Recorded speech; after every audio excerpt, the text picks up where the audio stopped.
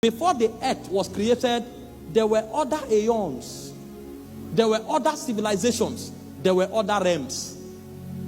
God was called creator, not when he started with earth. The Bible said in the beginning, God created heaven. So he was creator many aeons before it became necessary to create earth. And before men were created, God had created many other ranking entities. Princes in Zion. Some of them have statures of rulers.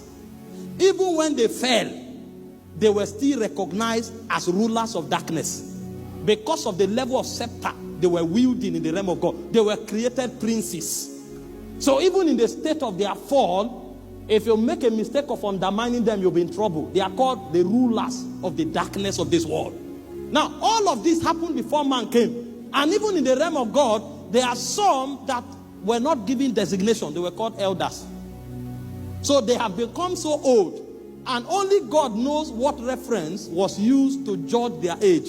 Because they are living in a realm where time does not exist. In the realms eternal, time is not a framework of reference.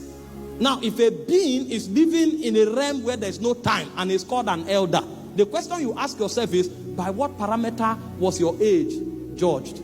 How did you become an elder? It means there are many businesses in the corridors of light that creatures that have existed before us are already actively participating in. And so when God created us, we were novices. In fact, we were so much of novices that a fallen prince could deceive Adam cheaply. He didn't need a rehearsal. He showed up and looked at him, and he saw him as the last born of creation. He said, before you came here, there's a government beyond the stars. I was in the realms of God. I walked in the midst of the coals of fire. I know the ways of Abba.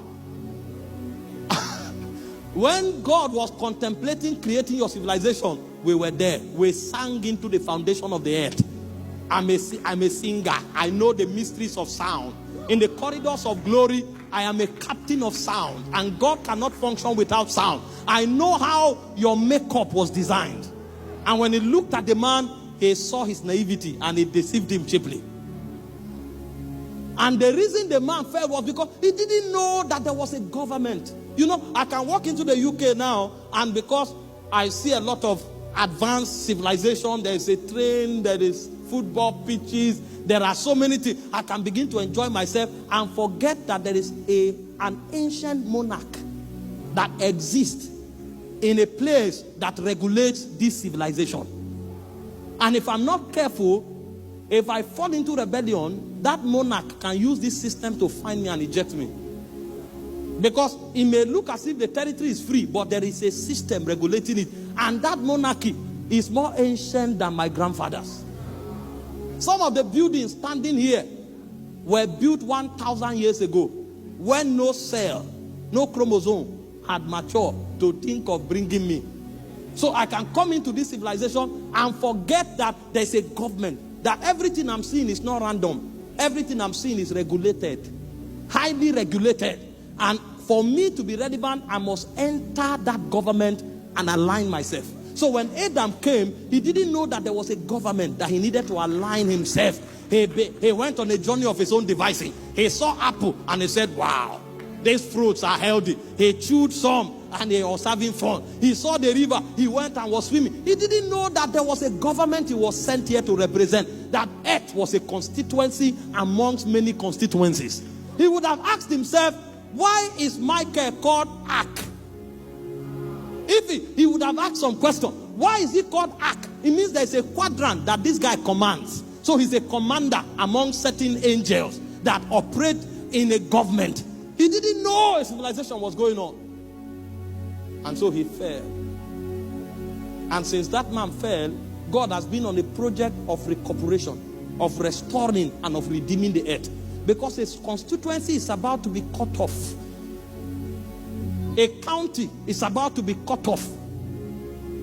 In the heavens, there are many realms represented by many entities of glory, dominions, principalities, powers, rulers. This is one of our dominion. He came here and he began to live for pleasure. He's about to be cut off.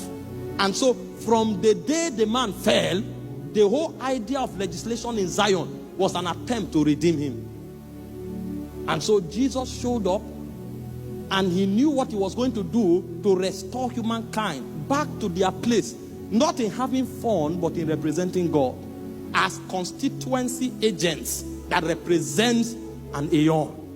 But when he looked into the spirit, a lamentation came out of his spirit. He said, the harvest is truly, truly plenteous. He said, the laborers are few. And he now said, pray ye the Lord of the harvest, that he might send laborers into his harvest. And so the reason some of us became aware of serving God is not because we are smart. We came by prayer. We came by the priesthood of patriarchs. We came by the priesthood of the Christ himself. We came by prayer. We didn't come because we are wise. And so when a conference like this is put together, because we have realized that God has an agenda and we are representing that agenda, we know we need to pray for more to come. And so all of you seated here, number one, this conference is going to awaken you to the fact that you are not living here for fun. You are living here as a representative of the government of God. God wants to colonize the earth, and you are the agent that he is sending. You came by prayer. And if you fail in your duty as a custodian and an ambassador of heaven, United Kingdom will plunge into darkness. Even though there will be a lot of intelligent technological development in the realm where it matters, there will be disconnection. Because when time is accomplished and the nations are judged, some nations will be cut off. And the reason those nations will be cut off is because they didn't have representatives to stand in the gap in priesthood for God's influence to find expression. Have you looked at the landscape in recent time? People are fighting for what the Bible condemns. And they are passing laws and legislations to enforce what the Bible calls an abomination. The reason people can sit in government to pass those laws in the first place is because there's a depletion in priesthood. That means the ones who are there are no longer receiving signals that before they are in parliament, they are representing another government. So they are connected to the governments of the earth. They are not connected to the government of the heavens. But when a conference like this is put together, it's so that many ambassadors will rise. That when people are in parliament, they will discover that they are first of all representing a heavenly government before an earthly government. That when people are in the economy, they will realize that they are representing a heavenly government before an earthly government. Otherwise, the worship and memory of our God will become history. And one day people will say, once upon a time, there was a group of people that called on the name of one Jesus. But it will never happen. Because so long as you and I have breath, we will represent Jesus. Only Yeshua will reign forever. To your kingdom there is no end. There are kings,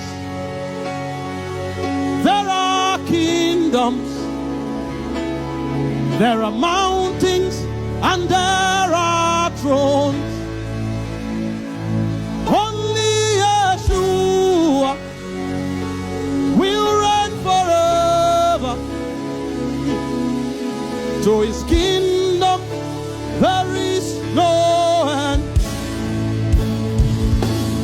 There are kings, there are kingdoms, there are mountains,